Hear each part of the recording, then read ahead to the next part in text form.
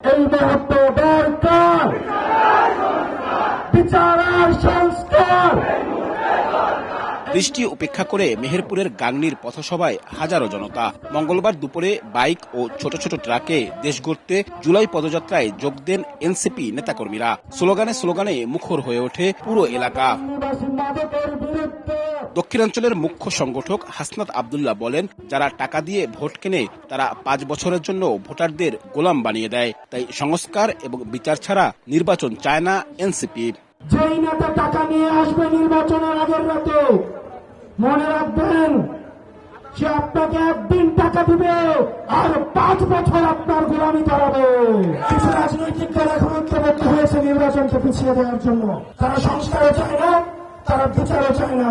তারা যদি নির্বাচন চায় তাহলে সংস্কার এবং বিচার অতি দ্রুত শেষ করতে চাইতো। হাইকোর্ট দেখানোর সময় শেষ। আপনারা বিচার নিশ্চিত করেন এবং গণতান্ত্রিক উত্তরণের জন্য, যথাযথ নির্বাচনী পরিবেশের জন্য আপনারা আমাদের প্রতিষ্ঠানগুলিকে সংস্কার করুন। এর আগে সকালে কুষ্টিয়ায় শহীদ আবরার ফাহাদের বাবা ও মায়ের উপস্থিতিতে তার কবর জিয়ারত করেন এনসিপি নেতারা। পরে শহরের 5 রাস্তা মোড়ে পথসভায় দলটির আহ্বায়ক নাহিদ ইসলাম বলেন, কুষ্টিয়ার সন্তান শহীদ আবরার ফাহাদ ভারতীয় আগ্রাসন বিরোধী যে পথ দেখিয়েছে, এনসিপি সে পথেই রাজনীতি করছে।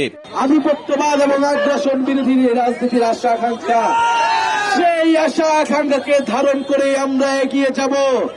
আমরা ভারতীয় আধিপত্যবাদের বিরুদ্ধে আবরার ফাহাদের পথ ধরে লড়াই করেছি। আবার যদি কোন রাজনৈতিক দল, কোন রাজনৈতিক পক্ষ সেই আধিপত্যবাদের গোলাম হতে চায়, আমরা তার বিরুদ্ধেও দাঁড়াবো। আমাদের আগামী দিনে বাংলাদেশ স্বাধীনভাবে, সার্বভৌমভাবে, মর্যাদার সহিত আমরা দাঁড়াবো। আমরা আমাদের রাজনীতি, আমাদের রাষ্ট্র বিনির্মাণ করব।